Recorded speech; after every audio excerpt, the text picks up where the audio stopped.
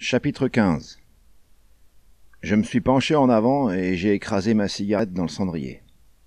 Je suis resté penché en avant le temps d'en allumer une autre, et puis je me suis rassis en arrière et j'ai bâillé. « Ouh, comme je suis fatigué. Tu es prête à te pieuter, ma chérie ?»« Dolly. »« Quoi ?» dis-je. « Ah, l'argent. Je pensais t'en avoir parlé. Et j'ai chopé quelques vieux clients chez eux hier soir, des gens qui me devaient un gros paquet et... J'ai tout vu, Dolly.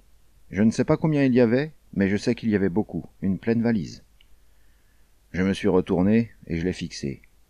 Je lui ai fait mon regard féroce pour lui faire baisser les yeux, et elle n'a pas bronché. Ses sourcils étaient légèrement froncés, mais ce n'était pas inamical. Elle n'avait pas l'air belliqueuse, et ne semblait pas sur le point de le devenir. Si ça avait été le cas, j'aurais su quoi faire. Mais vu son attitude, je n'ai pas su quoi faire. Je n'aurais pas pu la frapper, même si on m'avait payé pour le faire. Je ne pouvais rien faire. Il y a eu au moins 5 minutes de silence. Finalement, elle a pris une de mes mains dans les siennes, et elle a parlé. « Je suis revenu vers toi, Dolly.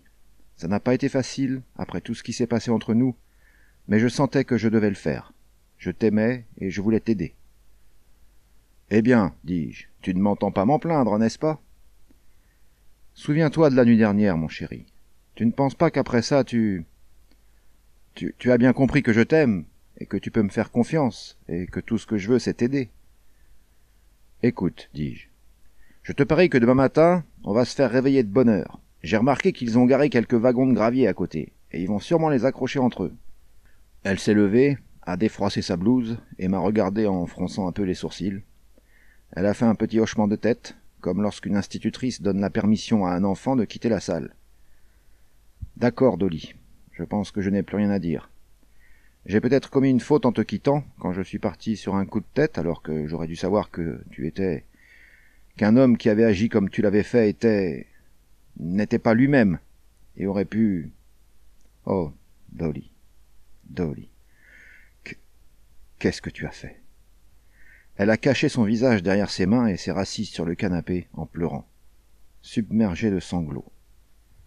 Et elle avait l'air tellement seule, aussi perdue et apeurée que je l'avais été la nuit d'avant. « Joyce, dis-je, s'il te plaît, mon bébé, qu'est-ce qu'il y a ? Pourquoi te mets-tu dans cet état ? » Tu sais pourquoi, tout cet argent. J'espérais que tu me dirais, qu'il y aurait une explication honnête. Je ne savais pas ce que ça pouvait être, mais j'espérais. Et maintenant, je sais que tu ne peux pas l'expliquer. Tu as peur et... « Oh, allez, 1 minute, dis-je. Juste 1 minute, mon bébé. » J'ai tenté de la faire asseoir sur mes cuisses. D'un mouvement des épaules, elle a esquivé mes mains. J'ai attendu 1 minute, à la regarder et à l'écouter. J'avais l'impression d'imploser. Ensuite, j'ai réessayé, et cette fois, j'ai réussi. « Je voulais t'en parler, dis-je, mais je n'étais pas sûr que j'arriverais à le garder, alors je me suis dit que je ferais mieux d'attendre 2 ou 3 jours. Sinon, tu aurais compté dessus, et après tu aurais été déçu. Je ne... » Elle a retiré sa tête de ma poitrine, et elle m'a regardé. « Qu'est-ce que tu veux dire ? » « Cet argent, je l'ai trouvé. »« Oh, Dolly !» Elle s'est remise à pleurer. « Je t'en prie, arrête ça, je ne peux plus supporter que tu me mentes en... »« Je ne mens pas. Je sais que ça a l'air complètement fou. J'aurais moi-même du mal à le croire, mais c'est la vérité. Mais ça... » « Je te raconte. Je te raconte si tu me laisses parler. Tu veux que je te raconte ou pas ? » Elle a reniflé, et puis elle m'a encore regardé. J'ai cru qu'elle n'arrêterait jamais de me regarder, mais finalement elle a hoché la tête. « D'accord, Dolly, mais s'il te plaît, si ce n'est pas la vérité, ne... » « Bon, dis-je, je ne peux pas te garantir que tu vas me croire. J'avais peur que personne ne me croie, et c'est pour ça que je ne savais pas trop quoi faire. Je veux te croire, mon chéri. C'est la chose que je veux le plus au monde. » Bon, ça s'est passé hier soir. Un de mes clients, un esquiveur qui s'appelle Estill, j'ai eu le tuyau qu'il habitait là-bas sur West Agnew Street. Alors je me suis dépêché d'y aller, et la maison était déserte. Il y avait peut-être habité, mais en tout cas il n'y était plus. Bon, j'ai pris ma lampe torche dans la voiture, et je suis entré, et... « Tu es entré ?» dit-elle, perplexe. « Pourquoi ?»« Pourquoi ?» dis-je. « Eh bien, ma chérie, Si tu avais déjà fait de la collecte, si tu avais déjà travaillé pour une boîte comme Payeezy, tu saurais pourquoi. On entre chaque fois que c'est possible. Tu peux trouver un numéro de téléphone sur un mur, tu vois, ou bien il y a peut-être une vieille lettre qui traîne quelque part, quelque chose qui va te donner une piste pour retrouver l'esquiveur. Ah, dit-elle, et son visage se détendit, et une partie du doute quitta son regard. Continue, chérie. Alors je suis entré et j'ai regardé dans toutes les pièces et je n'ai rien pu trouver. Pas le moindre petit bout de papier, pas d'adresse, rien. C'était comme si...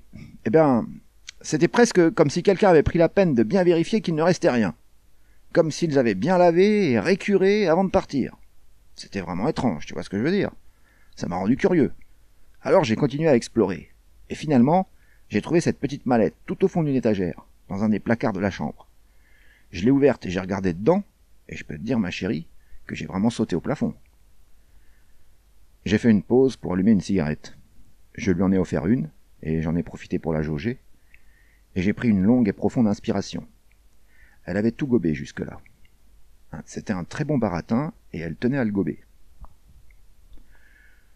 Comment s'appelait cet homme, mon chéri, cet homme que tu pistais quand... Estill, Robert Estill. J'ai sa fiche dans ma poche, si tu veux la voir. Elle a dit « Oh non », mais elle avait un peu hésité. Alors j'ai sorti la fiche, et je lui ai montré. La fiche était correcte. Je parle bien de la fiche, pas du gars. On avait reçu 2 paiements de sa part, et puis il nous avait fait le coup de la disparition.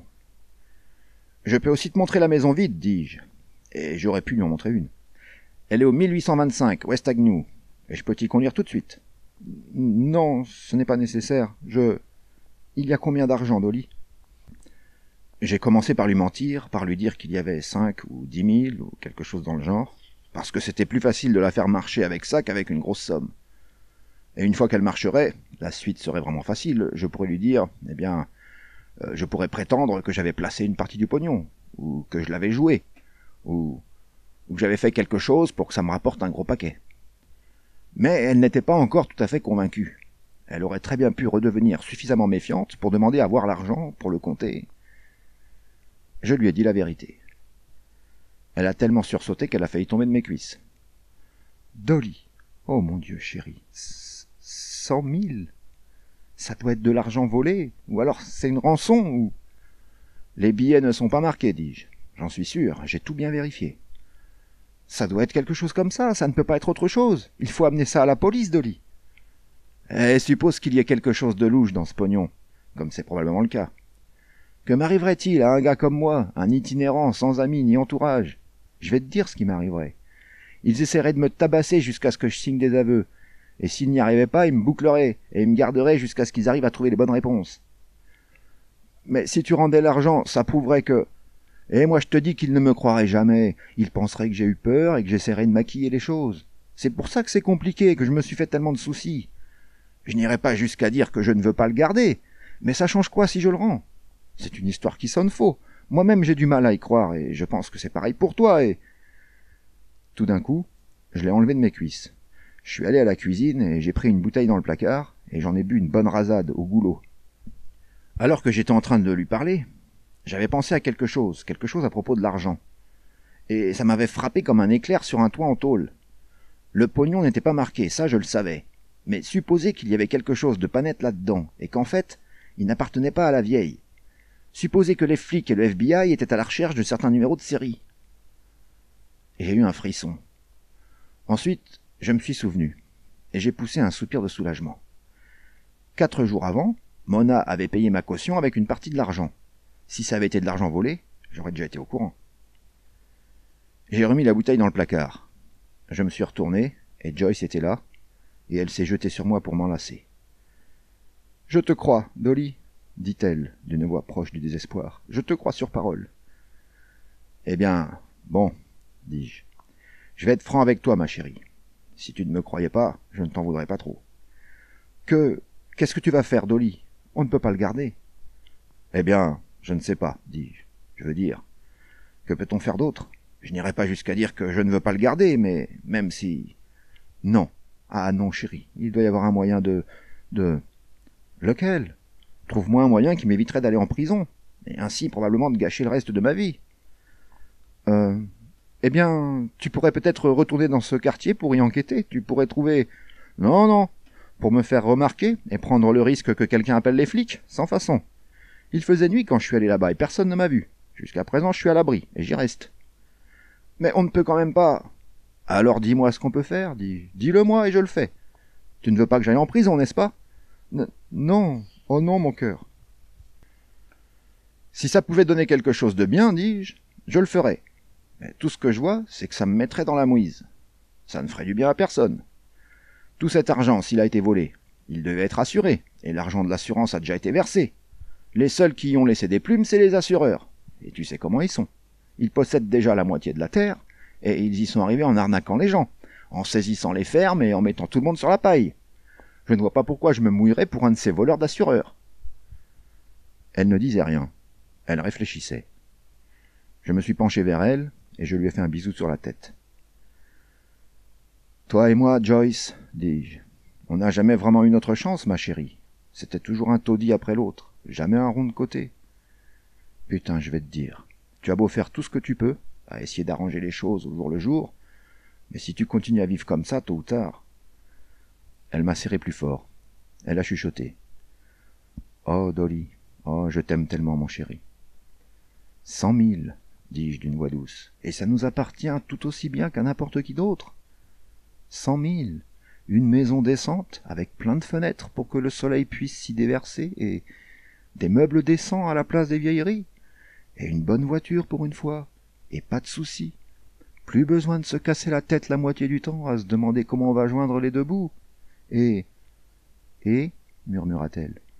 Eh bien sûr, dis-je, pourquoi pas. Je suis tout à fait pour avoir des enfants, quand on a les moyens de s'en occuper. Elle a soupiré et m'a serré encore plus fort. Je savais que tu penserais comme ça, mon chéri. Tu as toujours été si bon pour plein de choses. Je ne comprends pas comment j'ai pu penser que... Sa voix s'éteignit. J'ai attendu, en lui caressant les cheveux.